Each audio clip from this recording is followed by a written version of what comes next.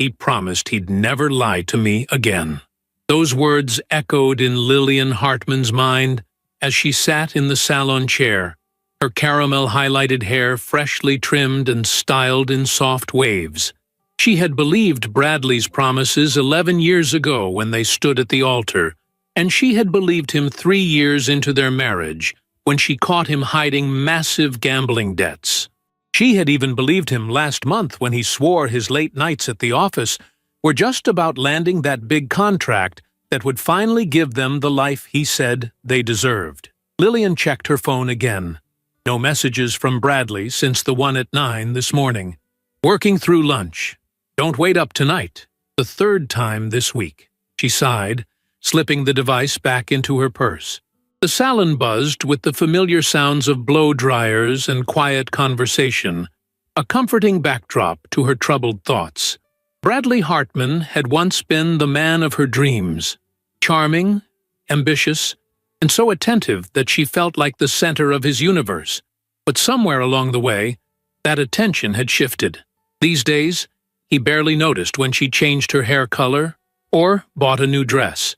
The compliments had dried up like flowers forgotten in a vase. What remained was a man who spent more time checking his phone than making eye contact with his wife, who seemed perpetually distracted and irritable when they were together, and miraculously cheerful when heading out the door. "You have such beautiful hair," came a voice from Lillian's right. She turned to see a striking dark-haired woman in the next chair, who was having her nails done in a bold crimson shade. "I've been trying to get mine that exact caramel highlight for months, but it never turns out right." "Thank you," Lillian smiled, genuinely flattered. "It took 3 tries to get it this way." The woman introduced herself as Vanessa. She had luminous green eyes and wore a vibrant red blouse that complemented her olive skin perfectly. There was something immediately likable about her, a warmth and openness that drew Lillian in despite her melancholy mood. "So," Vanessa continued as the nail technician applied another coat of polish, "are you doing anything special tonight? That blowout looks too good to waste on grocery shopping." She laughed, and the sound was contagious. Lillian shook her head. "No plans. My husband's working late again." She hadn't meant to sound so defeated, but the words carried the weight of too many lonely evenings. Men and their work. Vanessa rolled her eyes sympathetically. "Though I can't really complain about mine. He's always making time for us, even with his crazy schedule. Actually," her voice dropped to a conspiratorial whisper, "we're celebrating 3 months together tonight. He's taking me to that new French restaurant downtown." "That's lovely," Lillian said, trying to inject some enthusiasm into her voice. She couldn't help feeling a pang of envy.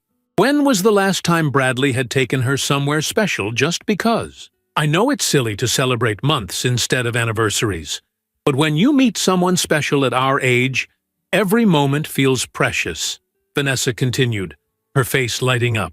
"After my last relationship crashed and burned, I really wasn't looking for anyone. But then Brad walked into that charity event and—" She trailed off, blushing. Something cold slithered down Lillian's spine. Brad. It was a common enough nickname, she told herself. Plenty of men were called Brad. "He's an engineer," Vanessa continued, oblivious to Lillian's sudden tension. "Has his own firm. Works too hard, but he's brilliant at what he does. Building bridges, literally and figuratively." She laughed at her own joke. Lillian's heart began to pound in her chest. Bradley was an engineer. He owned his own firm. But surely this was just a coincidence? Boston had thousands of engineers named Brad. "He's been so sweet about making time for me despite this huge project he's working on," Vanessa was saying. "Though I think it helps that he lives alone. No roommates to answer to about coming home at all hours." The stylist was removing the cape from around Lillian's shoulders, but she barely noticed. Her fingers had gone numb. "Oh, and he just got back from Chicago," Vanessa added. "Some big conference. Brought me the cutest little snow globe of the skyline." Bradley had been in Chicago last week. A conference, he'd said, 4 days away from home. He has this adorable scar on his back, Vanessa was saying, lowering her voice again, right below his left shoulder blade. Says he fell out of a treehouse when he was 12. I told him it looks like a crescent moon. The floor seemed to tilt beneath Lillian's feet. That scar. She knew that scar intimately, had traced it with her fingers countless times over their 11 years of marriage. Bradley had fallen from a treehouse when he was 12, showing off for a girl named Amanda Pearson. Somehow, Lillian managed to smile and nod as the stylist showed her the back of her hair in a mirror. Somehow, she managed to stand and walk to the reception desk to pay. Somehow, she kept herself from screaming or collapsing or confronting this woman who had unwittingly shattered her world with casual conversation. "Oh, are you leaving?" Vanessa called out. "It was so nice talking to you. Maybe I'll see you here again." Lillian nodded mutely and pushed through the door into the bright afternoon sunshine that suddenly felt like a spotlight, exposing every lie she'd been told, every suspicion she'd dismissed. In her car, she sat with her hands gripping the steering wheel, her knuckles white, her breath coming in shallow gasps. Bradley was cheating on her. Not just an affair, a full-blown relationship with a woman who believed he was single, who believed he lived alone. A woman who was celebrating their 3-month anniversary tonight at a French restaurant while Lillian was supposed to be home alone, believing her husband was working late. Through the salon window, she could see Vanessa still chatting animatedly with the nail technician. She looked happy, excited about her evening plans. Another victim in Bradley's web of deception. A text message lit up Lillian's phone. It was Bradley. "Meeting running long. Don't wait up." In that moment, something shifted inside Lillian. The shock and pain crystallized into something harder, colder. This woman, Vanessa, deserved to know the truth as much as she did. And Bradley deserved something else entirely. Lillian waited in her car for 37 minutes until Vanessa emerged from the salon, her fresh manicure gleaming in the afternoon sun. Before she could second-guess herself, Lillian stepped out of her car and approached the younger woman. "Vanessa?" she called softly. The dark-haired woman turned, surprised. "Oh, hi again. Did you forget something in the salon?" Lillian took a deep breath. "No, but I think there's something you should know. About Brad, your boyfriend." Vanessa's smile faltered. "What about him? Can we sit for a moment?" Lillian gestured to a nearby bench. Her heart was hammering so hard she thought it might break through her ribs, but her voice remained steady. As they sat, Lillian pulled out her phone and opened her photo gallery. "This is Brad, right?" she asked, showing Vanessa a picture of Bradley at a company picnic 3 months ago, his arm around Lillian's shoulders, both of them smiling for the camera. The color drained from Vanessa's face. "Yes, that's him. But who are you? How do you—" "I'm Lillian Hartman," she said quietly. "Bradley's wife of 11 years.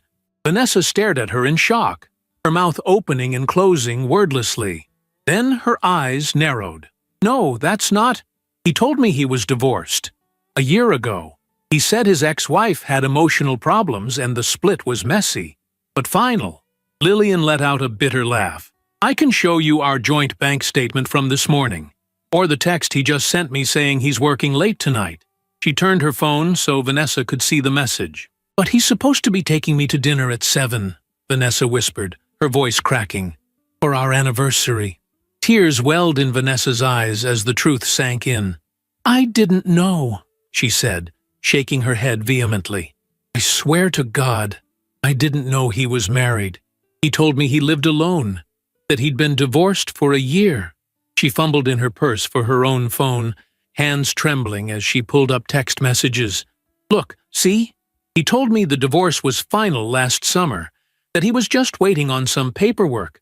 Lillian saw the messages, saw the elaborate lies Bradley had constructed, and felt a wave of exhaustion wash over her. "I believe you," she said quietly. "He's lied to both of us." Vanessa wiped angrily at her tears, smearing her mascara. "My last relationship ended because he cheated. 10 years together, and I found out he was sleeping with my cousin. I told Brad that story. I told him how it destroyed me." She looked up at Lillian, her green eyes fierce despite the tears. "I would never knowingly do that to another woman. Never." "I know," Lillian said, and somehow she did know. This woman sitting beside her, devastated and angry, was as much a victim as she was. "I'm so sorry," Vanessa said, reaching out to touch Lillian's hand. "You don't deserve this. No one does." Something passed between them then. A moment of understanding, of shared pain and shared outrage. Vanessa squeezed Lillian's hand. "If he could do this to someone like you, he doesn't deserve either of us." Lillian felt the first tear slip down her cheek. "What do we do now? Show up at the restaurant together and confront him?" A slow, dangerous smile spread across Vanessa's tear-stained face. "That seems too simple for what he's done, don't you think? He's played with our lives, our hearts. Maybe we should show him exactly what that feels like." As Vanessa began outlining her idea, Lillian felt something she hadn't experienced in months, the electric thrill of possibility, of taking control back from the man who had so carelessly discarded her trust. By the time they parted ways an hour later, the plan was set. Bradley Hartman had no idea what was coming for him. He was about to learn a lesson he would never forget. That night, as she prepared dinner that Bradley wouldn't be home to eat, Lillian rehearsed the lie she would tell him tomorrow, that her mother had fallen ill, that she needed to go stay with her for a few days. She watched her hands chop vegetables, pour wine, set the table for one. They were steady now. The storm of emotion had passed, leaving behind a clear, cold determination. Sunday night couldn't come soon enough. Saturday morning dawned bright and clear, a mockery of the darkness that had settled in Lillian's heart. Bradley came home around 2 in the morning, trying to be quiet, but stumbling in the hallway. The scent of expensive cologne and whiskey following him into their bedroom. She had pretended to be asleep, fighting the urge to confront him, to scream, to demand the truth. But the plan required patience. Sunday night would bring reckoning, but Saturday had to be endured. Over coffee, Lillian watched her husband of 11 years scan the financial section of the newspaper, oblivious to the fact that his world was about to implode. Bradley Hartman had always been handsome in that confident, self-assured way that initially attracted her. Tall, with dark hair now elegantly peppered with gray at the temples, and eyes the color of expensive bourbon. This morning, he looked slightly haggard, the consequence of his late meeting, no doubt. "I need to go to Mom's for a few days," Lillian said casually, stirring another spoonful of sugar into her coffee. "She's been having trouble with her arthritis, and Jenny can't get time off work." The lie tasted bitter on her tongue, but not as bitter as the knowledge that her husband had been living a double life. Bradley glanced up, a flicker of something, relief, crossing his features before being replaced with practiced concern. "That's too bad. When do you need to leave?" "Tomorrow morning. I'll probably be back Wednesday or Thursday." She took a sip of coffee, studying him over the rim of her mug. "Will you be okay on your own for a few days? I can leave some meals prepped in the fridge." He waved away her offer. "Don't worry about me. I've got that Henderson project wrapping up, so I'll probably be at the office most of the time anyway." Another lie, delivered with such ease that Lillian wondered how she had ever believed anything he said. "Well, call me if you need anything," she said, standing to rinse her mug in the sink. Her back to him, she allowed herself a small, cold smile. Yes, he would be busy all right, but not with the Henderson project. The rest of Saturday passed in a surreal blur. Lillian packed an overnight bag, making sure Bradley saw her doing it. She called her mother, warning her about the lie in case Bradley checked, and spent the afternoon running errands as if everything were normal.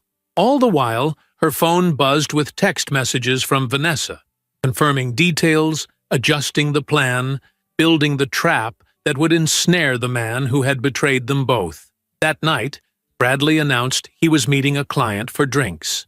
"Don't wait up," he said, kissing her cheek perfunctorily. before heading out the door in a cloud of that same expensive cologne. Lillian wondered if the client was Vanessa, or if there were other women in other parts of the city who believed they were the only one in Bradley Hartman's life. Sunday morning, Lillian rose early and finished packing.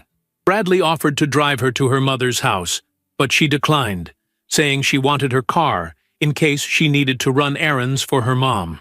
Another layer to the fiction they were both weaving. His deliberate, hers strategic. "I'll call you when I get there," she promised as she loaded her overnight bag into the trunk of her car. Bradley stood in the driveway in sweatpants and a t-shirt, looking for all the world like a devoted husband seeing his wife off on a dutiful visit to her ailing mother. "Drive safe," he called as she backed out of the driveway. Lillian waved, a pleasant smile fixed on her face that didn't reach her eyes. She drove until she reached the corner, then pulled over and waited, watching in her rearview mirror. 15 minutes later, Bradley's silver BMW passed her hiding spot, heading in the opposite direction. Not toward his office, but toward the city center, toward Vanessa. Lillian followed at a distance, careful to stay a few cars behind. Bradley drove to an upscale coffee shop in the trendy part of town, where he met Vanessa at an outdoor table. From her vantage point in a bookstore across the street, Lillian watched them through the window, Bradley leaning in, taking Vanessa's hand, laughing at something she said, playing the devoted boyfriend to perfection. Vanessa was playing her part too, smiling and attentive, giving no hint that she knew Bradley was married, that she had met his wife, that they had spent hours planning his downfall. She wore a sundress in a soft peach color that made her dark hair seem even more striking. To anyone watching, they looked like a happy couple enjoying a beautiful Sunday morning. No one would guess that both women in Bradley Hartman's life now knew exactly who he was. After coffee, Bradley and Vanessa walked through a nearby park, arm in arm. They stopped to listen to a street musician, and Bradley pulled Vanessa close, pressing a kiss to her temple. Each gesture was like a knife in Lillian's heart, despite knowing it was all part of the trap they were setting. She had loved this man once, had believed in the life they were building together. Now she was cataloging his betrayals, watching him perform the same loving gestures with another woman that he had once performed with her. Around noon, they parted, Bradley heading back to his car, Vanessa walking in the opposite direction. As soon as Bradley was out of sight, Vanessa texted Lillian, "He's gone to pick up something for dinner tonight. Says he has a surprise for me." "Everything's set for 8 o'clock, Lillian replied with a thumbs-up emoji, then drove to the small hotel where she had booked a room. There, she unpacked the few things she would need for the night: a change of clothes, her toiletries, and a small black case that contained a key element of their plan. Then she ordered room service and waited, trying to quiet the storm of emotions that threatened to overwhelm her. Anger, certainly. A white-hot rage that Bradley had lied so effortlessly, had built an entire relationship with another woman while still coming home to their bed. But beneath the anger was something deeper and more painful. Grief for the marriage she had believed in, for the man she thought she knew, for the future they had planned together that was now dissolving like sugar in hot water. At 6:30, Vanessa called. "He just texted that he's running a little late. Says he'll be here by 8:15. "Perfect," Lillian replied. "I'm on my way." Vanessa's apartment was in a modern building downtown, all glass and steel and stunning views of the city skyline. Lillian parked in the visitor section of the underground garage, as they had planned, then took the elevator to the 14th floor. When Vanessa opened the door, Lillian was struck again by how beautiful the younger woman was. Tonight, in a deep crimson dress that hugged her curves, her dark hair swept up to expose the elegant line of her neck. "You look," Lillian gestured wordlessly, suddenly feeling underdressed in her simple black pants and cream-colored blouse. Vanessa gave a grim smile. "I wanted him to remember what he's losing. Come in. Everything's ready." The apartment was immaculate, decorated in shades of gray and white, with strategic pops of red. throw pillows, a vase of roses, a modern painting on one wall. Candles flickered on the dining table, which was set for two with fine china and crystal wine glasses. A bottle of expensive champagne chilled in an ice bucket. "You've gone to a lot of trouble," Lillian observed, taking in the romantic scene. "I needed it to be convincing," Vanessa replied, leading her through the living room to the bedroom. "He needs to believe this is a special night." The bedroom continued the modern, minimalist theme, dominated by a large bed with crisp white linens. On the nightstand lay the items they had discussed: 2 pairs of handcuffs, a black silk blindfold, and a bottle of massage oil. "Are you sure about this?" Lillian asked, her heart beginning to race as the reality of what they were about to do sank in. Vanessa's green eyes hardened. "Absolutely. He lied to both of us, played with our lives like they were nothing. He deserves everything that's coming to him." She checked her watch. "He'll be here in 30 minutes. You should hide in the closet until I give the signal." The walk-in closet was spacious enough for Lillian to stand comfortably without disturbing the carefully organized clothes hanging on either side. Through a small gap in the door, she could see most of the bedroom, including the bed where Bradley would soon be lying, completely unaware that his wife was watching. At 8:22, the doorbell rang. Lillian heard Vanessa's heels clicking on the hardwood floor, heard the door open, heard Bradley's deep voice apologizing for being late. Then his voice dropped to a murmur, followed by Vanessa's throaty laugh. Lillian closed her eyes, fighting the urge to burst out of the closet and confront him immediately. Patience, she reminded herself. The plan required patience. She heard them in the living room, the clink of glasses, the soft murmur of conversation. Bradley was telling Vanessa about a problem with a client, the same story he had told Lillian on Thursday. Word for word, the same anecdote, the same punchline, even the same self-deprecating chuckle at the end. It was like watching an actor perform a well-rehearsed scene for a different audience. Eventually, their voices grew closer. Vanessa was leading Bradley to the bedroom, her voice taking on a sultry tone that Lillian had never heard before. "I have something special planned for tonight," Vanessa was saying as they entered the bedroom. Through the gap in the closet door, Lillian could see them. Bradley with his arm around Vanessa's waist, looking at her with undisguised desire. "Is that so?" Bradley replied, his hands already moving to the zipper of Vanessa's dress. "And what might that be?" Vanessa gently pushed his hands away. "Patience," she purred. "I want to try something new, something I think you'll really enjoy." She guided him to sit on the edge of the bed, then reached for the blindfold on the nightstand. "But first, you need to follow my instructions exactly. No peeking." Bradley's eyes lit up with interest. "Well, this is unexpected, but I'm intrigued. Take off your clothes," Vanessa instructed. "Everything except your underwear." Bradley complied eagerly, removing his jacket, shirt, pants, socks, and shoes until he sat on the bed, in nothing but his black boxer briefs. Lillian noticed the slight paunch that had developed around his middle in the last few years, something he was apparently self-conscious about, as he sucked in his stomach when Vanessa looked at him. "Now, lie back on the bed," Vanessa directed, "and put this over your eyes." She handed him the blindfold. Once the blindfold was in place, Vanessa looked toward the closet and nodded. The signal? Lillian's heart pounded as she slowly, silently pushed the closet door open and stepped into the bedroom. "Are you ready for your surprise?" Vanessa asked Bradley, her voice dropping to a whisper. "I've been ready since you opened the door," he replied, his voice thick with anticipation. Vanessa picked up the handcuffs from the nightstand. "Give me your hands."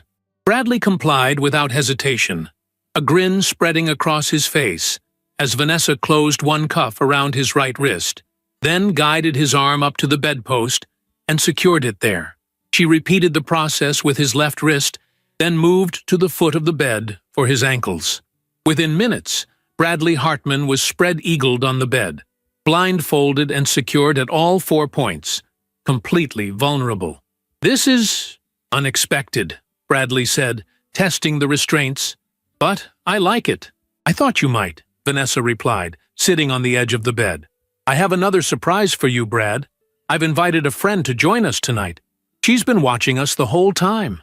Bradley's body tensed immediately. "What? Who?"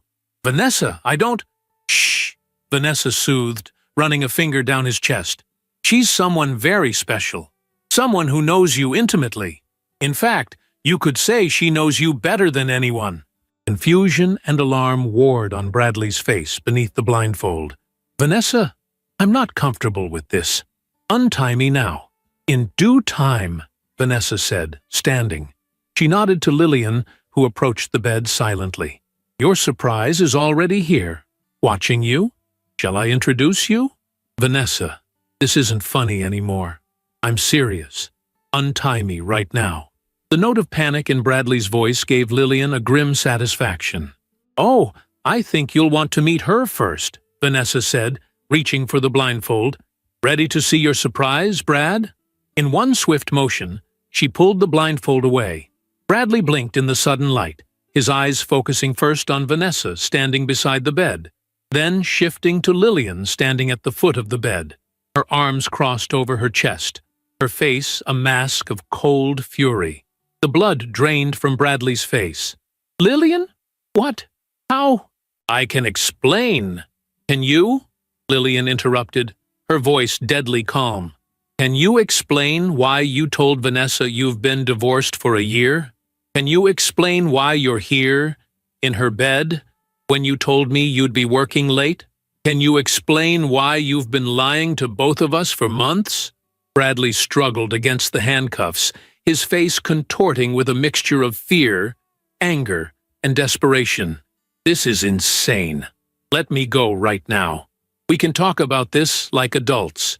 "Like adults?" Vanessa echoed incredulously. "Adults don't build relationships on lies. Adults don't cheat on their wives and pretend to be single. Adults don't play with people's emotions like they're toys. How did you two even—" Bradley looked back and forth between them, realization dawning in his eyes. "You planned this. You set me up." "No, Bradley," Lillian said softly. "You set yourself up the moment you decided to live a double life. We just decided it was time for the truth to come out. And now that it has," Vanessa added, "we have one more surprise for you." Bradley's eyes widened with alarm. "What are you going to do?" Vanessa smiled sweetly. "We're going to give you exactly what you deserve." As if on cue, there was a knock at the apartment door. Vanessa went to answer it, leaving Lillian alone with her husband. Bradley immediately began pleading. "Lil, please, this was a mistake. A stupid, terrible mistake. I love you. You know I love you. Whatever you're planning, don't do this. We can work through this." Lillian looked down at the man she had shared her life with for 11 years. The man who had promised to love and honor her. The man who had lied to her face day after day. "You don't love me, Bradley. You love yourself. You love the excitement of leading a double life. You love the feeling of having two women at your beck and call.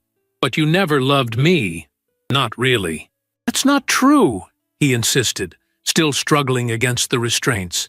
"Please, Lillian, let me go, and we can talk about this. I'll do anything. Therapy, counseling, whatever you want."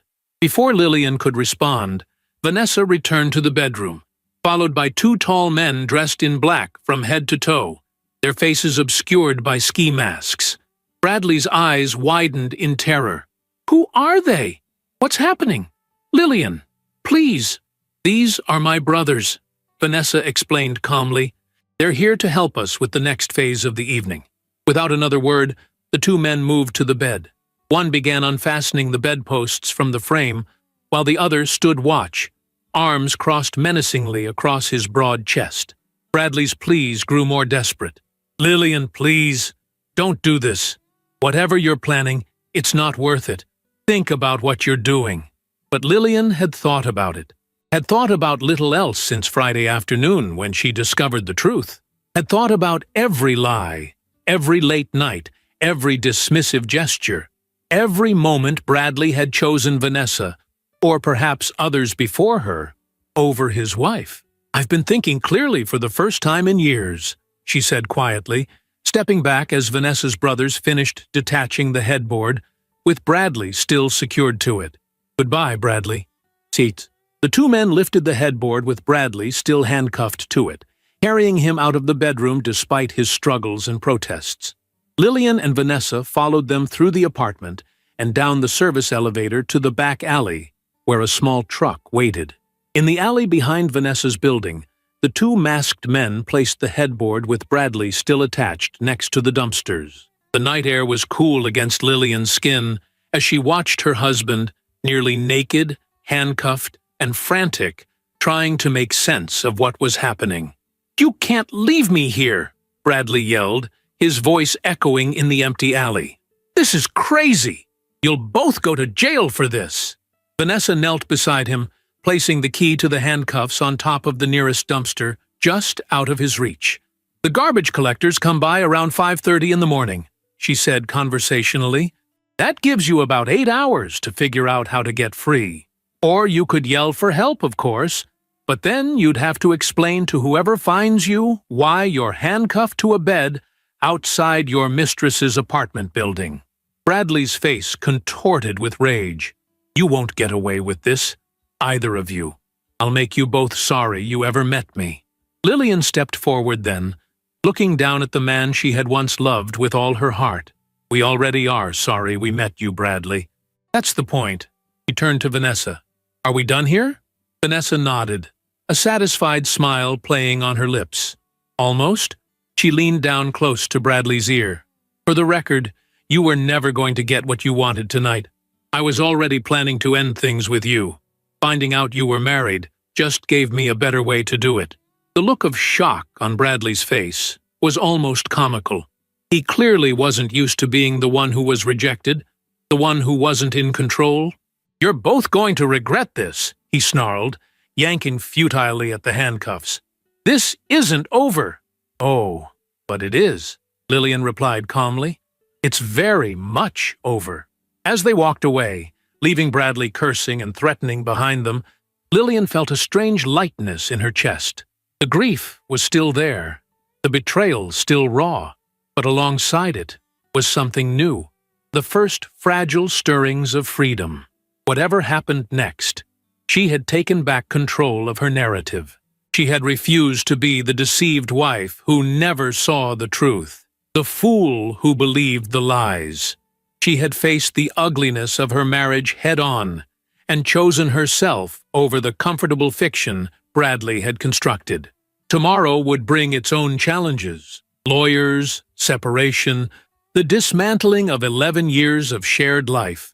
But tonight, walking side by side with a woman who had unexpectedly become an ally, Lillian Hartman watched the first stars appear in the darkening sky and felt, for the first time in longer than she could remember, that she could breathe again. Thunder rumbled in the distance as Lillian and Vanessa returned to the apartment, a fitting soundtrack to the storm they had unleashed in Bradley's life. Vanessa's brothers had disappeared as quickly as they had arrived, their part in the evening's drama complete. Now it was just the two women, unlikely allies bound by betrayal and revenge. "Do you think we should check on him?" Lillian asked, as they settled in Vanessa's living room, the romantic dinner setup now seeming like a prop from a play that had taken an unexpected turn. Vanessa poured them each a glass of the champagne that had been meant for her celebration with Bradley. "From the 14th floor? We wouldn't see much." She handed Lillian a glass. "Besides, I think the uncertainty is part of his punishment. Let him wonder if we're watching, or if we've abandoned him completely." The champagne was expensive and crisp, bubbles dancing on Lillian's tongue as she took a sip. "I never thought I'd be drinking champagne with my husband's mistress," she said, the absurdity of the situation suddenly striking her. "Ex-mistress," Vanessa corrected with a wry smile. "And I never thought I'd be the other woman. My ex cheated on me after 10 years together. With my cousin. I swore I'd never put another woman through that pain." Her smile faded. "I'm still so sorry, Lillian. If I had known—" "You didn't," Lillian said firmly. "He lied to both of us. You're as much a victim as I am." They lapsed into silence, each lost in her own thoughts. Outside, the distant thunder grew closer, and rain began to patter against the large windows that showcased the city lights. "It's starting to rain," Vanessa observed, moving to the window. Poor Bradley, getting a little shower to go with his evening of reflection. Despite everything, Lillian felt a twinge of something, not quite remorse, but a momentary questioning. "Do you think we went too far?" Vanessa turned from the window, her expression hardening. "He went too far the moment he decided to live a double life. The moment he looked you in the eye and lied about working late. The moment he told me he was divorced." She shook her head. "Men like Bradley don't learn from gentle lessons, Lillian. They only understand consequences when they're dramatic enough to penetrate their massive egos." Lillian couldn't argue with that logic. Bradley had always been supremely confident in his ability to talk his way out of any situation, to charm his way past any offense. How many times had she confronted him about smaller betrayals, missed anniversaries, unexplained charges on credit cards, late nights that smelled of perfume not her own, only to end up apologizing for doubting him? "Come on," Vanessa said, refilling their glasses. "Let's check on our boy." They moved to Vanessa's bedroom, where the window offered a view down to the alley. Sure enough, there was Bradley, illuminated by the security light, still handcuffed to the headboard beside the dumpsters. The rain was falling steadily now, plastering his hair to his head and leaving him shivering in nothing but his soaked boxer shorts. He appeared to be shouting, though they couldn't hear him from this height. "Looks like he's having a rough night," Vanessa observed with satisfaction. "Good. Bars." They watched for a few minutes as Bradley alternated between yelling for help and attempting to reach the key on top of the dumpster, failing at both. Eventually, Lillian turned away from the window, unable to watch anymore despite everything he had done. "I should go," she said, gathering her purse. "It's getting late, and I have a lot to figure out before tomorrow." Vanessa walked her to the door. "What will you do now? About your marriage, I mean." Lillian sighed, the weight of the future pressing down on her shoulders. "File for divorce, obviously. Call a lawyer. Start the process of untangling 11 years of shared life." The thought was exhausting. "What about you?" "I'll be fine," Vanessa said, with a shrug that didn't quite convey the casualness she was aiming for. 3 months isn't 11 years. I'll delete his number, block him on social media, and add him to my list of dating disasters." At the door, the two women looked at each other, their unexpected bond already beginning to fade now that their shared purpose had been accomplished. "Thank you," Lillian said finally, "for telling me the truth in the salon, even though you didn't know who I was, for helping me see who Bradley really is." "Thank you for having the courage to approach me," Vanessa replied. "Most women would have gone home and confronted their husband, only to be manipulated into believing more lies. You took control, and I respect that." They exchanged phone numbers with a promise to check in on each other, though both knew they would likely never meet again. Their connection, forged in betrayal and revenge, wasn't meant to be a lasting friendship. They had served their purpose in each other's lives, catalysts for truth and change, and now their paths would diverge. Lillian drove back to her hotel through the pouring rain, her mind racing with what needed to be done. First thing tomorrow, she would call Jennifer Morris, a divorce attorney one of her clients had used last year. Then she would go home, to the house she had shared with Bradley, and begin the process of separating their lives. She would need to secure her personal documents, check their joint accounts, and, perhaps most painfully, tell friends and family that the marriage they had all believed in was over. Back in her hotel room, Lillian lay awake listening to the storm rage outside her window. She wondered if Bradley was still in the alley, or if he had managed to free himself. She wondered if he was angry, frightened, remorseful, or simply calculating his next move. She wondered if he was thinking about her at all, or if his thoughts were focused entirely on his own discomfort and humiliation. Morning arrived with clear skies and a clarity Lillian hadn't felt in years. She showered, dressed in the change of clothes she had packed, and called Jennifer Morris's office the moment they opened at 8:30. The receptionist couldn't get her in to see Jennifer until Wednesday, but Lillian secured the appointment and felt a small sense of accomplishment. Step 1. Complete. Next, she called her mother. "Mom, I need to tell you something, and it's not good news." Her mother listened in silence as Lillian explained about Bradley's affair, leaving out the details of their revenge. When she finished, her mother sighed heavily. "I wish I could say I'm surprised," she said finally, "but there was always something about Bradley that seemed too smooth, like he was performing instead of just being." "Why didn't you ever say anything?" Lillian asked, hurt that her mother had harbored doubts all these years. "Would you have listened? You were so in love with him, Lillian. You wouldn't have thanked me for casting doubts on your choice." Her mother's voice was gentle but firm. "But that doesn't matter now. What matters is what happens next. Do you want to come stay with me for a while?" The offer was tempting, to retreat to her childhood home, to let her mother comfort her, as she had when Lillian was small, but she shook her head, then remembered her mother couldn't see the gesture. "No, I need to go home and face this. But thank you, Mom." "Well, the offer stands if you change your mind. And Lillian, I'm proud of you for not letting him fool you any longer. It takes courage to face the truth, especially when it hurts." After hanging up, Lillian sat on the edge of the hotel bed, gathering her strength for what came next. Going home, facing the space she had shared with Bradley, now forever altered by what she knew, taking the first steps toward dismantling the life they had built together.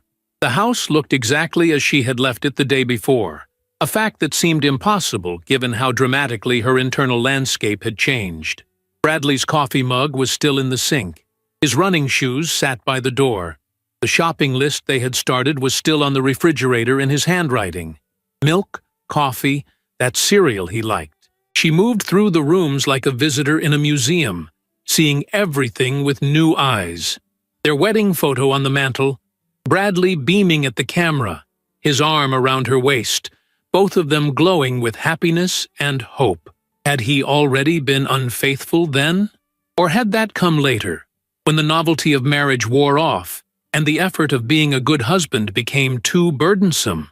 In their bedroom, his presence was everywhere. Clothes in the closet, a book on his nightstand, the expensive watch she had given him for his 40th birthday, charging on the dresser. She opened his drawer and found the things he reached for every morning. Socks, underwear, the small dish where he placed his wedding ring when he showered. The wedding ring. Lillian picked it up, turning it over in her palm. Inside was inscribed a single word: always, their private promise to each other. Always love, always honor, always be faithful. A promise that had meant everything to her, and apparently nothing to him. She was returning the ring to its dish when she heard the front door open and close with a bang. Heavy footsteps stormed through the house. "Lillian!" Bradley's voice boomed through the house, raw with anger. "Where are you?" She straightened her spine, steeled her nerves, and stepped out of the bedroom to face her husband. He stood in the hallway, his face a mask of fury, dressed in wrinkled clothes that weren't the ones he had worn to Vanessa's apartment. His hair was still damp, his face unshaven, dark circles under his eyes testifying to his sleepless night. "Hello, Bradley," she said calmly. "I see you managed to free yourself." He advanced toward her, his finger jabbing the air. "Do you have any idea what you put me through last night? I could have died out there. I could have been attacked. I could have caught pneumonia. But you didn't," Lillian observed, surprised by her own composure in the face of his rage. "You're here, safe and sound, unlike our marriage." "This is insane," he shouted, pacing the hallway. "You humiliated me, left me handcuffed in an alley in my underwear. Do you know what I had to do to get free? The garbage men found me at 5:30 in the morning. 5:30, Lillian. I had to explain to 3 guys in a garbage truck why I was handcuffed to a bed in an alley." Despite everything, Lillian felt a bubble of laughter rise in her throat at the image. "That must have been difficult for you," she said, not bothering to hide the sarcasm in her voice. Almost as difficult as finding out your husband of 11 years has been living a double life. It wasn't like that, Bradley protested, his voice dropping as he shifted tactics from outrage to persuasion. Vanessa it was just a fling. It didn't mean anything. A 3-month fling where you told her you were divorced, took her to dinner, brought her gifts from your business trips, and planned special anniversaries? Lillian shook her head. That's not a fling, Bradley. That's a relationship. One you were building while still married to me. He ran a hand through his damp hair, frustration evident in every line of his body. Okay, I messed up. I admit it. But what you and that woman did was criminal. I could press charges. Kidnapping, assault, public humiliation. Go ahead, Lillian interrupted, calling his bluff. Explain to the police how your wife and your girlfriend conspired to handcuff you to a bed and leave you in an alley. I'm sure that won't be humiliating at all. Bradley's face darkened. Is that what this is about? You wanted to humiliate me? Congratulations, mission accomplished. The garbage men had a great laugh at my expense. One of them even took a picture. So I'm probably going to end up as a meme on the internet. This isn't about humiliation, Bradley. It's about consequences. For the first time in your life, you're facing real consequences for your actions. You lied to me, repeatedly. You betrayed our marriage vows. You built an entire relationship with another woman on a foundation of lies. And you would have continued doing it indefinitely if we hadn't caught you. Her words seemed to penetrate his anger, and his shoulders sagged slightly. What do you want, Lillian? An apology? Fine. I'm sorry. I made a mistake. A big one. But we can work through this. We've been married for 11 years. That has to count for something. It counted for something to me, Lillian replied softly. But apparently, not to you. She moved past him toward the living room, needing distance from his presence. I've called a lawyer. I'm filing for divorce. Bradley followed her, panic replacing anger in his voice. Divorce? Lil? Come on. That's an overreaction. We can go to counseling. I'll change. I'll do whatever it takes. Like you changed after I caught you gambling away our savings? Like you changed after I found those text messages from Jessica 3 years ago? Like you changed after every promise you made and broke? Lillian shook her head. I'm done believing in your capacity for change, Bradley. I'm done being the fool who stays. I'll go to therapy, he said desperately. Individual therapy, not just couples counseling. I'll figure out why I do these things. I'll fix myself, Lil. Just give me one more chance. For a brief moment, Lillian felt her resolve waver. This was Bradley, at his most compelling, vulnerable, seemingly sincere, offering exactly what she had longed to hear so many times before. But then she remembered Vanessa's words. Men like Bradley don't learn from gentle lessons. They only understand consequences when they're dramatic enough to penetrate their massive egos. No, she said firmly. We're done, Bradley. I want you to pack what you need for a few days and leave. You can stay at a hotel while we figure out the logistics of separation. His face hardened again, the momentary vulnerability replaced by calculation. This is my house, too. You can't just kick me out. Actually, I can, Lillian countered. I've already spoken to the police about getting a temporary restraining order. Given what happened last night, I'm quite concerned about potential retaliation.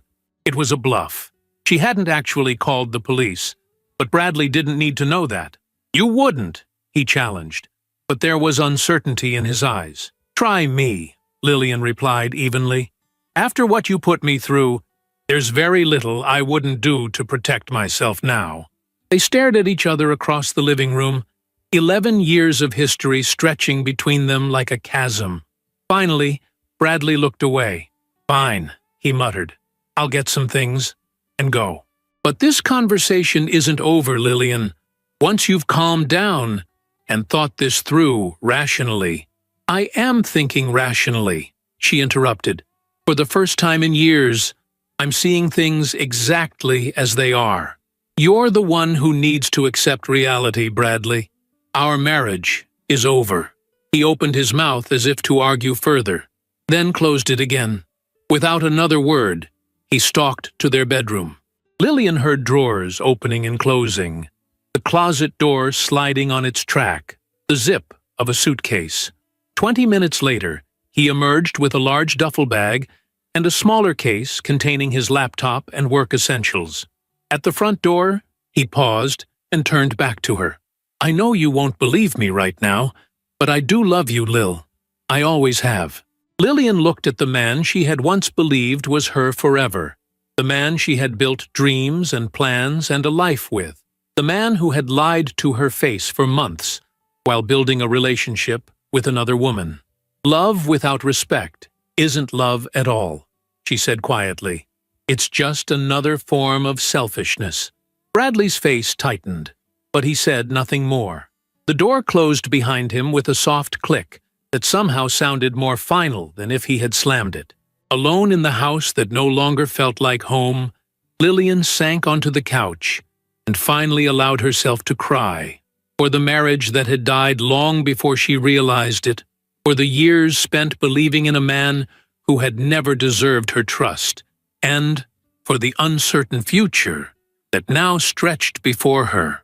The tears were bitter, but necessary, a cleansing, a release.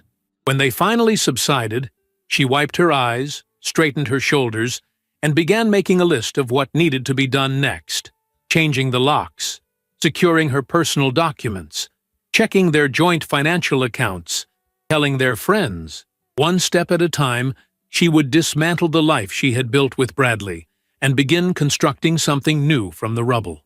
Her phone chimed with a text message. It was from Vanessa. "Hope you're doing okay. He showed up at my building this morning, shouting and threatening. I called security. Might want to be careful." Lillian smiled grimly. Even now, Bradley was trying to play both sides, to manipulate the situation to his advantage. She texted back, "Thanks for the warning. He's been here and gone." Changed the narrative to "just a fling," and asked for another chance. Classic Bradley. Vanessa's response came quickly. Men like him never change their playbook, just their audience. Stay strong. Sichu, looking around the living room at the photos, furniture, and mementos of her marriage, Lillian felt a strange sense of peace begin to settle over her. The worst had happened. She had discovered her husband's betrayal, confronted it head-on, and survived. Whatever came next couldn't possibly be as painful as what she had already endured. Tomorrow would bring lawyers and logistics, difficult conversations and decisions. But today, in this moment, Lillian Hartman recognized the first fragile bloom of something she hadn't felt in a very long time. Hope, not for reconciliation, but for rebuilding. Not for forgiveness, but for freedom. Not for the life she had lost, but for the one she might yet create for herself. Outside, the sun broke through the clouds, casting a warm glow across the room. Lillian closed her eyes and turned her face toward the light, welcoming its promise of a new day, a new beginning, a new chance to define herself not as Bradley Hartman's wife, but simply as Lillian, whole and complete on her own terms. The following weeks unfolded like scenes from someone else's life. Lillian moved through the necessary steps of dismantling her marriage with a detached efficiency that surprised even her. The initial meeting with Jennifer Morris, the divorce attorney, had been both validating and sobering.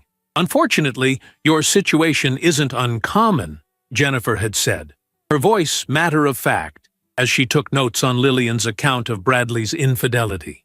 She was a striking woman in her 50s, with silver-streaked dark hair and the sharp, assessing gaze of someone who had seen every possible way a marriage could fracture. But the good news is that Massachusetts is a no-fault divorce state.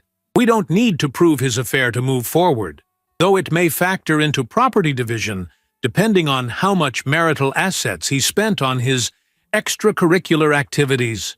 Now, 3 weeks after that first meeting, Lillian sat in Jennifer's office, reviewing the preliminary division of assets they would propose. The conference room windows offered a sweeping view of downtown Boston, the fall sunshine glinting off glass and steel skyscrapers. It was a beautiful day, incongruously bright, for the business of dividing up 11 years of shared life. We've documented the withdrawals from your joint account that correspond with his dates with Ms. Sterling, Jennifer was saying, sliding a spreadsheet across the polished table. Dinners, hotel stays, gifts. He wasn't particularly discreet. That works in our favor. Lillian scanned the numbers, feeling a fresh wave of anger at each entry. $347 at Maison Laurent, the French restaurant where he had planned to celebrate his 3-month anniversary. With Vanessa, $218 at a downtown jewelry store. A pair of earrings Lillian had never seen, because they weren't meant for her. $829 for a weekend at the Harbor View Hotel, a business trip that had clearly been a romantic getaway.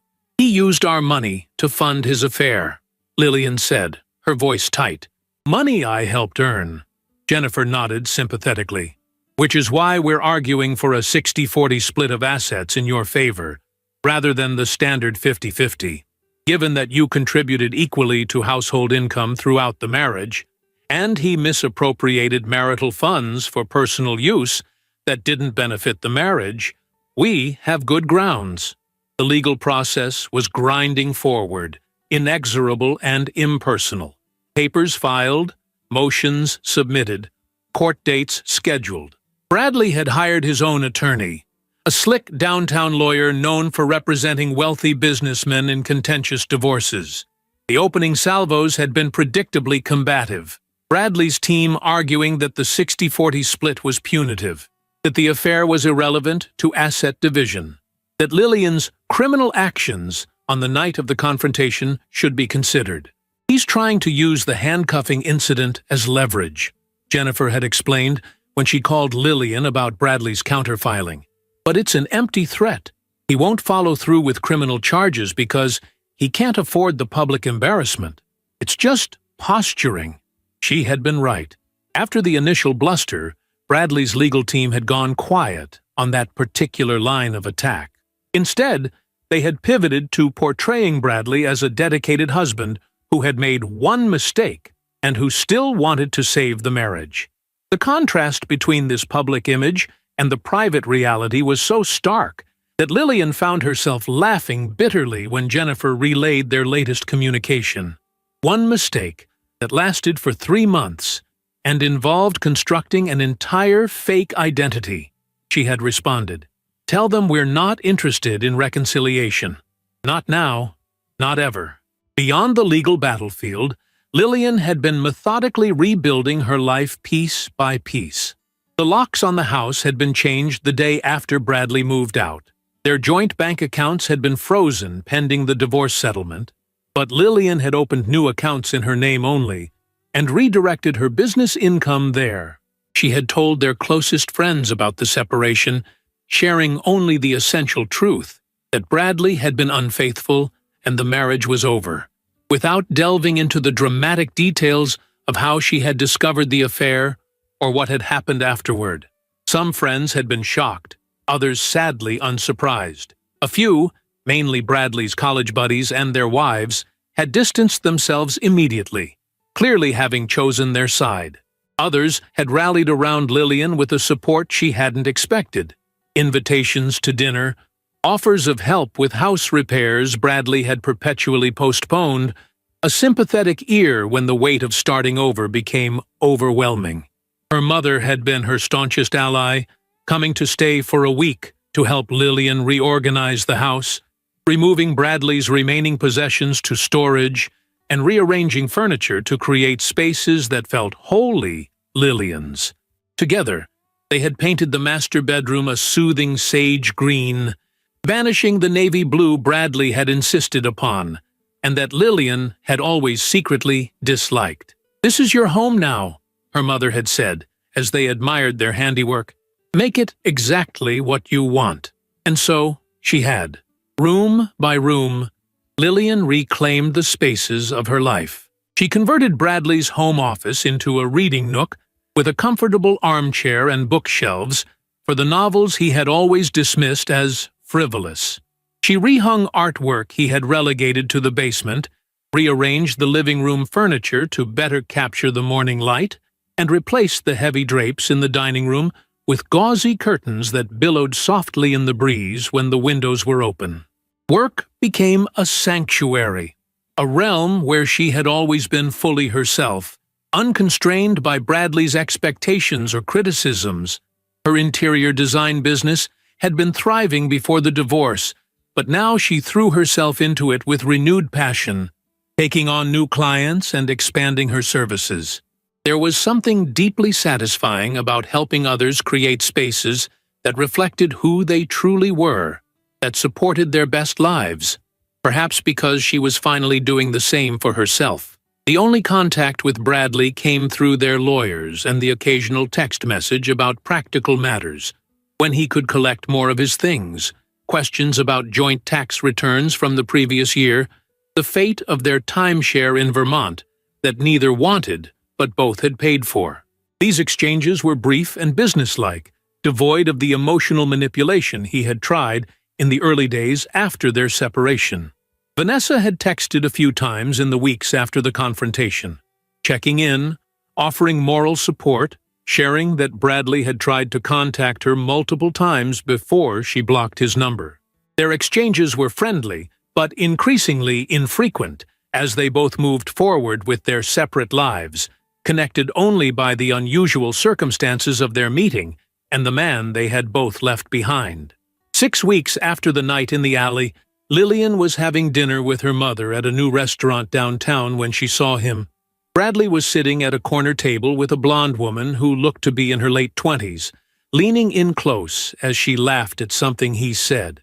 He hadn't noticed Lillian yet, his back partially to the room, his attention fully on his companion. "Lillian? What's wrong?" her mother asked, noticing her sudden stillness. "Bradley's here," Lillian said quietly, nodding toward the corner table. "With a date, it seems?" Her mother turned discreetly to look, then faced Lillian with concern. "Do you want to leave?" Lillian considered the question, taking stock of her feelings.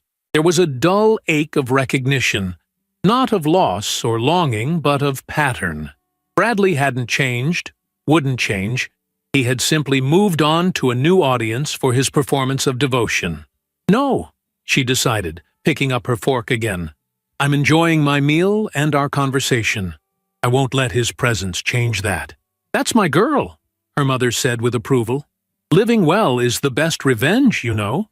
As if summoned by their conversation, Bradley chose that moment to look up and scan the restaurant. His gaze landed on Lillian, and his expression froze in momentary shock before he quickly composed himself. He said something to his date, then stood and walked toward Lillian's table with a confidence that suggested he expected a warm welcome. "Lillian," he said, his voice pitched to convey pleasant surprise. "What a coincidence! You look well." "Bradley," she acknowledged coolly. "Hello, Margaret," she added to her mother, who merely nodded without offering her hand. An awkward silence fell, Bradley clearly waiting for Lillian to ask about his companion or comment on the situation. When she didn't, he filled the void himself. "I'm just having dinner with a colleague," he said, gesturing vaguely toward his table, "discussing a new project." "You don't owe me explanations anymore, Bradley," Lillian replied evenly. "You're free to have dinner with whomever you like." His smile faltered slightly at her lack of reaction. "Right, of course." He cleared his throat. "Actually, I've been meaning to call you. The house, I'm still paying half the mortgage, and I was wondering if we could discuss selling it. It seems silly to maintain it when neither of us— My lawyer has already drawn up a proposal regarding the house," Lillian interrupted. "Jennifer will be in touch with your team this week. I'd prefer to keep our communication through the proper channels." Bradley's carefully maintained facade cracked just slightly, revealing a flash of the anger that had always simmered beneath his charming exterior. "Always so proper, aren't you, Lillian? So controlled. Maybe if you'd been a little less rigid, a little more spontaneous, I wouldn't have needed to look elsewhere for— That's quite enough, Margaret cut in, her voice sharp as a blade. You're interrupting our dinner, Bradley. And attempting to blame my daughter for your moral failings is both predictable and pathetic. Bradley's face reddened, but before he could respond, the blonde from his table approached, slipping her arm through his with practiced familiarity that belied his colleague claim. Is everything okay, Brad? She asked, her eyes curious as she took in Lillian and Margaret. Everything's fine, Amber, he replied, his charm reasserting itself like a mask sliding back into place. This is Lillian, an old friend, and her mother, Margaret.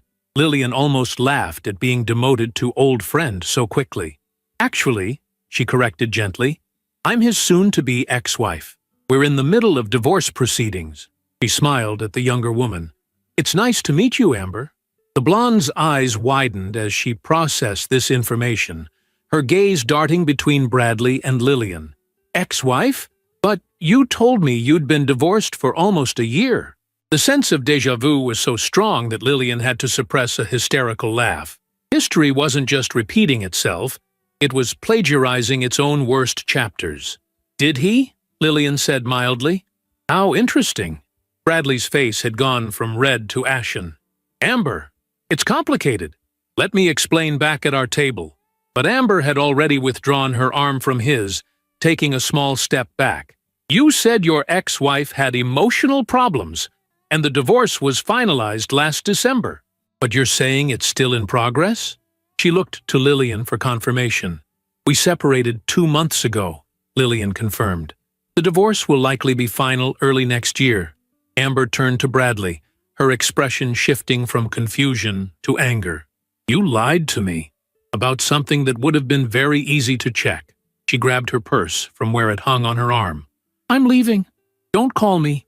With that, she strode toward the exit, ignoring Bradley's attempts to call her back. Left standing alone beside Lillian and Margaret's table, Bradley looked momentarily lost, his confident persona crumbling around the edges. Then his face hardened. Are you happy now? He demanded in a low voice. You've ruined my evening. No, Bradley, Lillian replied calmly. You ruined your evening the moment you decided to lie to that woman, just like you lied to me and to Vanessa. Your patterns are remarkably consistent. He leaned closer, his voice dropping to an angry whisper. You think you've won, don't you? That you and that Vanessa woman taught me some kind of lesson with your little stunt? Well, you haven't seen the last of me. When this divorce is final, You'll what? Lillian interrupted, her own voice perfectly controlled. Move on to your next victim? Continue lying to women about your marital status? Or perhaps threaten me in a public restaurant, where there are numerous witnesses, including that couple by the window, who are recording this interaction on their phone right now. Bradley straightened abruptly, glancing toward the window where, indeed, a man was holding up his phone in their direction. Whether he was actually recording or just taking photos of the sunset was irrelevant. The possibility was enough to make Bradley reassess. This isn't over, he said, but the threat sounded hollow even to Lillian's ears. Yes, it is, she replied with quiet certainty. It was over the moment I found out who you really are. Now, please leave. You're disrupting our dinner. For a moment, she thought he might argue further, but something in her steady gaze must have conveyed her absolute indifference to his opinion.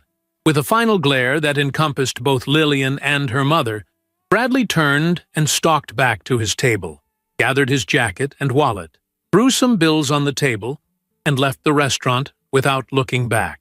Well, Margaret said after a moment of silence, that was illuminating. Lillian let out a long breath she hadn't realized she was holding. Yes, it was. Are you all right, sweetheart? Lillian considered the question seriously, taking stock of her emotional state. There was no pain, no regret, no lingering attachment to the man who had just stormed out. Instead, she felt a curious lightness, as if the last threads binding her to Bradley had finally snapped, setting her free. I'm fine, she said, surprised to find it was absolutely true. Better than fine, actually. I feel clarified.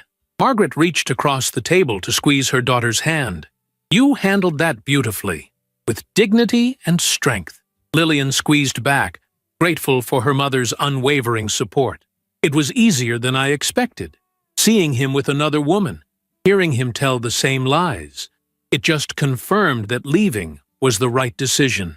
The only decision. They returned to their meal, the conversation gradually shifting to more pleasant topics. Margaret's garden plans for the spring. Lillian's newest client who wanted to transform a Victorian townhouse into a modern family home, while preserving its historical character. The encounter with Bradley receded like a wave pulling back from shore, leaving only a faint impression that was already being erased by the current of their lives moving forward. Later that night, as Lillian was preparing for bed in her sage-green bedroom with its new, luxurious bedding that she had chosen solely for her own pleasure, her phone chimed with a text message. It was from Vanessa. Ran into a friend who saw Bradley at Lucia's tonight with a blonde. Apparently, there was some kind of scene. Are you okay? Lillian smiled at the timing and tapped out a reply. I was there.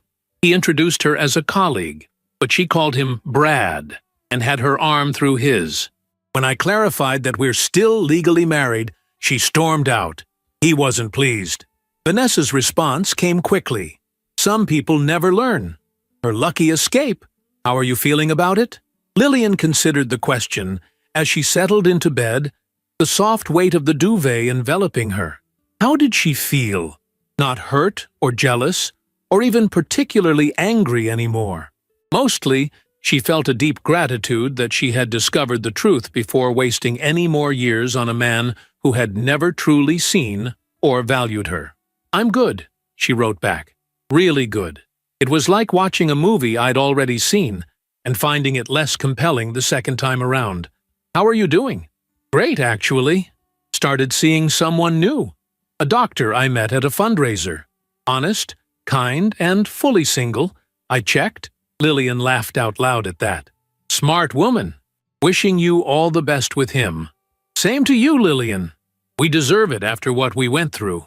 As she set her phone aside and turned out the light, Lillian found herself thinking not about Bradley, or the divorce, or even the dramatic confrontation that had set her free, but about the future stretching before her, unwritten, full of possibility, and wholly her own. For the first time in longer than she could remember, she fell asleep looking forward to tomorrow, next week, the next year, to all the days that were now hers to shape according to her own desires and dreams. Outside her window, the waning moon cast a gentle silver light across her garden, illuminating the first tentative shoots of the bulbs she had planted the weekend before. By spring, they would be in full bloom, new life emerging from the dark earth, reaching toward the sun. Lillian smiled in her sleep, her body relaxing into the peaceful rhythms of renewal and growth that were already working their quiet magic in her life. The seasons turned, each bringing its own form of healing to Lillian's life. Winter arrived with crystalline beauty, transforming Boston into a glittering wonderland that matched the clarity Lillian felt growing within herself. The divorce proceedings continued their slow march through the legal system, punctuated by meetings with Jennifer, counteroffers from Bradley's team, and the meticulous division of 11 years of shared existence. By January, they had reached a settlement agreement. Bradley had eventually accepted the 60-40 split Jennifer had proposed, perhaps recognizing that fighting would only prolong a process he claimed to want finished. Lillian would keep the house, buying out Bradley's share with a portion of her retirement savings, a financial setback, but worth the emotional value of remaining in the home she had reclaimed as her own. The day she signed the final papers was unseasonably warm for mid-January, sunlight streaming through the windows of Jennifer's office as Lillian's pen moved across the documents that would legally end her marriage. She had expected to feel something momentous, grief or relief, or some combination of both. Instead, she felt a quiet certainty, as if she were simply formalizing a conclusion her heart had reached months ago. "Congratulations," Jennifer said, as she collected the signed papers. "In about 30 days, you'll officially be divorced. How does it feel?" Lillian considered the question, turning her wedding ring on her finger. She had continued wearing it during the proceedings on Jennifer's advice, to avoid appearing as though she had abandoned the marriage before it was legally dissolved. Now, she slipped it off and placed it in her purse. "It feels like the end of a chapter," she said finally, "but not the end of the book." Jennifer smiled, the expression softening her usually business-like demeanor. "That's a healthy way to look at it. Many clients see divorce as a failure, but I've always thought of it as a course correction. Sometimes the path you're on isn't taking you where you need to go, and the bravest thing you can do is change direction." As winter melted into spring, Lillian found herself embracing that new direction with increasing confidence. Her design business was thriving, with a waiting list of clients drawn to her talent for creating spaces that felt both beautiful and authentically reflective of their inhabitants. She had hired an assistant, a bright young woman named Maya, who brought fresh energy and perspectives to their projects. More importantly, Lillian was rediscovering parts of herself that had been submerged during her marriage. Her love of early morning walks, her passion for complex novels that required deep attention, her enjoyment of spontaneous weekend trips to coastal towns or countryside inns. She joined a book club, took a cooking class focused on Thai cuisine, and even tried rock climbing at the encouragement of a client who had become a friend. Bradley remained on the periphery of her awareness, occasionally appearing in conversation with mutual acquaintances or in the final administrative tasks of untangling their shared financial life. She heard through the grapevine that he had moved into a luxury apartment downtown and was dating a series of increasingly younger women, none lasting more than a few months. The news landed with less and less impact each time, like echoes diminishing until they were barely perceptible. Summer arrived in a blaze of heat and color. The garden Lillian had planted in spring, now a riot of blooms that attracted butterflies and hummingbirds to her backyard sanctuary. She had created a small patio there, with comfortable chairs and twinkling string lights for evening gatherings with friends. It was becoming her favorite place to begin her mornings with coffee and end her days with a glass of wine, the scent of jasmine and lavender drifting on the warm air. On a particularly beautiful evening in late July, Lillian was hosting a small dinner party to celebrate the completion of a challenging project, the restoration of a historical brownstone that had tested her creativity and problem-solving skills to their limits. The finished space had exceeded even her own expectations and had already been featured in a prestigious design magazine. Her guests included Maya and her husband, 2 clients who had become friends, and her mother, all gathered around the outdoor table illuminated by candles and the soft glow of the string lights overhead. The conversation flowed as easily as the wine, filled with laughter and storytelling and the comfortable warmth of genuine connection. As Lillian brought out dessert, a lemon tart from her favorite bakery, Maya raised her glass in a toast. To Lillian, who doesn't just design beautiful spaces, but creates beauty in everything she touches, including our lives. The others joined in the toast, their glasses catching the golden light, as Lillian felt a rush of gratitude for these people who had supported her journey of rebuilding. They had seen her at her lowest and had never doubted her capacity to rise again. "Thank you all," she said simply, her heart too full for elaborate speeches, for everything. Later, after the guests had departed and her mother had retired to the guest room, Lillian sat alone in the garden, savoring the peaceful conclusion to a perfect evening. The night air was fragrant with flowers, crickets providing a gentle soundtrack to her thoughts. She reflected on how far she had come in just 10 months, from the devastating discovery in the salon chair to this moment of contentment and accomplishment.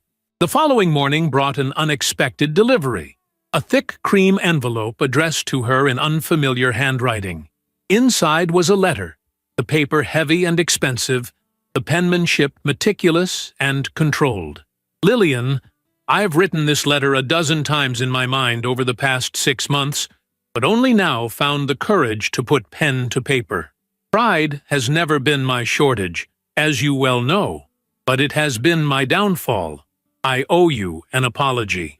Not the manipulative, self-serving kind I offered when first confronted with my betrayal, but a genuine acknowledgement of the pain I caused. I was selfish, dishonest, and cruel. I took your loyalty for granted and repaid it with deception. There is no justification for my actions, and I offer none. What happened that night with you and Vanessa? I deserved it. The humiliation was temporary, but it forced me to see myself clearly for perhaps the first time. The man handcuffed to that bed in the rain was not the man I had believed myself to be. He was pathetic, dishonest, and deeply broken. I've been seeing a therapist since January, not for show, not to win you back, but because I finally recognized how damaged my patterns of behavior have been.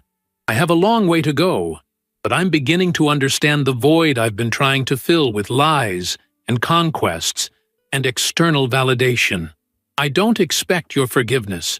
I don't even expect you to finish reading this letter, but I wanted you to know that despite everything, you were the best thing that ever happened to me. The love and stability you offered were real, and I was too blind and broken to appreciate them. I've accepted a position in Chicago, a fresh start, though I'm trying to be realistic about the fact that geography doesn't change character. That requires harder work, which I'm committed to continuing. I hope you are finding happiness. You, more than anyone I've known, deserve it. With regret and respect, Bradley Lillian read the letter twice, searching for the manipulative undertones she had come to expect from Bradley's communications. But there was a different quality to his words, a humility that felt genuine, an absence of the subtle blame-shifting that had characterized his previous apologies. She folded the letter and returned it to its envelope, unsure how to feel about this unexpected coda to their relationship. There was no desire to respond, no urge to reach out or reconnect. But there was a certain peace in knowing that perhaps Bradley was finally facing the truth about himself, beginning the hard work of genuine change. It wasn't her responsibility. Not anymore. Her responsibility now was to herself, to the life she was building, to the woman she was becoming beyond the shadow of a failed marriage. As summer faded into autumn, Lillian found herself drawing inward, more contemplative as the days grew shorter and the leaves turned to flame against the crisp blue sky. She had been so focused on surviving, on rebuilding the external structures of her life, that she had given less attention to the deeper questions of what she truly wanted for her future. One crisp October afternoon, exactly 1 year after the day in the Salon that had changed everything, Lillian took a personal retreat to a small inn on the Massachusetts coast.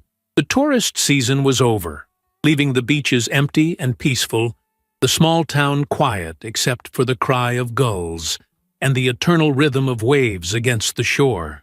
She walked for hours along the water's edge, the wind tugging at her hair, the taste of salt on her lips. There was something cleansing about the vastness of the ocean, its indifference to human concerns putting her own life in perspective. Her marriage and divorce were just moments in the greater expanse of her existence, important, but not defining. Sitting on a weathered wooden bench overlooking the horizon, Lillian reflected on what she had learned through the painful dissolution of her marriage. She had discovered her own resilience, certainly, the capacity to face betrayal and rebuild from the ashes of broken trust. But more importantly, she had learned to recognize her own worth independent of anyone else's validation. Bradley's affair and their subsequent divorce had initially felt like rejection, a judgment of her inadequacy as a wife, as a woman. Now she understood that his behavior had never been about her at all. It had been about his own emptiness, his inability to find contentment within himself, his addiction to novelty and conquest as substitutes for genuine connection. The revelation was freeing. She was not defined by his betrayal or by the end of their marriage. She was defined by her own choices, her own values, her own vision for her life. And that vision was expanding beyond what she had once thought possible. As the sun began its descent toward the horizon, painting the sky in shades of gold and rose, Lillian made a promise to herself. She would not allow fear of being hurt again to close her heart to possibility. She would remain open to love, to connection, to the full range of human experience, the painful as well as the joyful. Because the truth she had discovered through all of this was simple but profound. A broken heart still beats. And in beating, it heals, grows stronger, becomes capable of even greater love than before. The following spring brought new growth to Lillian's garden and to her life. Her business had expanded to include a small team of designers working under her direction, allowing her to take on larger projects while maintaining the personal touch that had become her signature. She had begun teaching a night class at the local community college on sustainable interior design, finding unexpected joy in sharing her knowledge with eager students. And she had met someone. David was a landscape architect she had collaborated with on a project for a wealthy client in Brookline. Thoughtful, creative, with kind eyes and a quiet confidence that never veered into arrogance. Their professional relationship had gradually evolved into friendship and then, cautiously, into something more. Unlike the whirlwind romance with Bradley that had swept her off her feet in her 20s, this connection was building slowly, mindfully, with clear communication and mutual respect. Lillian was different now, more aware of her boundaries, more attentive to red flags, more committed to honoring her own needs alongside those of a partner. On a warm evening in May, Lillian sat in her garden with her mother, watching as David worked on a new irrigation system for the flowering shrubs he had helped her select. There was an easy comfort between them, a sense of partnership rather than possession. "He's good for you," her mother observed, following Lillian's gaze. "I can see it in how you are with him, fully yourself, not trying to be what someone else wants." Lillian smiled, acknowledging the truth of her mother's words. "I'm good for him too," she said. "That's the difference this time. It's balanced." "Balance is important," her mother agreed, "but so is passion, adventure, a little wildness now and then." Lillian laughed, surprised by her conventional mother's comment. "We have that too," she assured her, "but it's built on something solid first." Later, after her mother had gone home and David had stayed for dinner, they sat together in the garden as twilight deepened around them. Fireflies had begun to appear, tiny flashes of gold drifting through the dusky air like earthbound stars. "I got a letter from my ex-wife today," David said quietly, breaking a comfortable silence. "She's remarrying in the fall."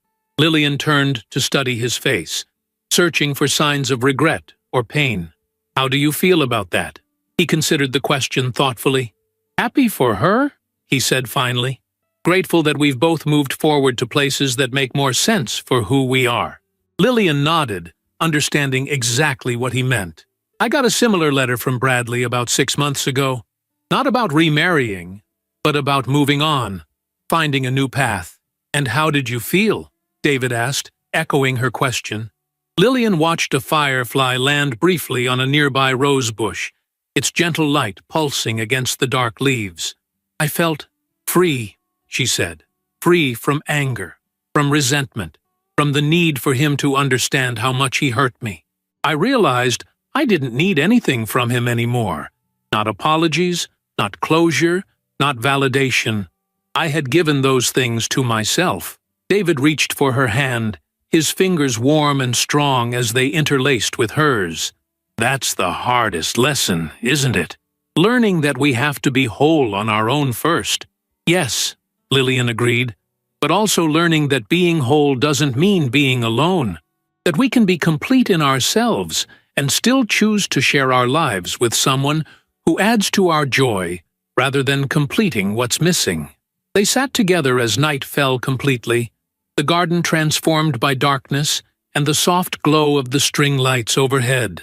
Tomorrow would bring its own challenges and rewards, work to be done, decisions to be made, a future to be built choice by choice, day by day. But tonight, in this peaceful garden that had witnessed her grief and her healing, Lillian felt the fullness of the present moment, the scent of night-blooming jasmine, the gentle pressure of David's hand in hers, the knowledge that she had survived the worst betrayal and emerged stronger, wiser, and more authentically herself than she had ever been before.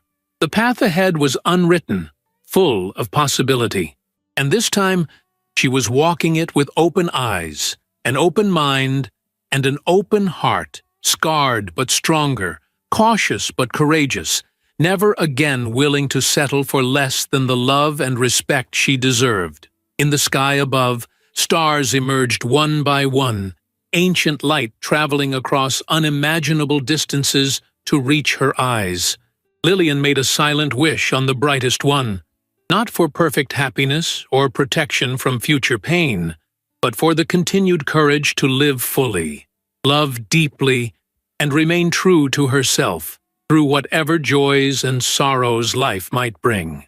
Some lessons could only be learned through heartbreak, but having learned them, she would never forget their value or the strength they had helped her discover within herself, a strength that would carry her forward into whatever adventures awaited in the chapters yet to come. If you enjoyed the story, leave a like and subscribe to the channel. And drop a comment below. What city are you watching from? And if your heart tells you to, feel free to leave me a tip on Buy Me a Coffee. Just check the first pinned comment. Thanks for keeping me company and for the coffee, and I'll see you in the next story.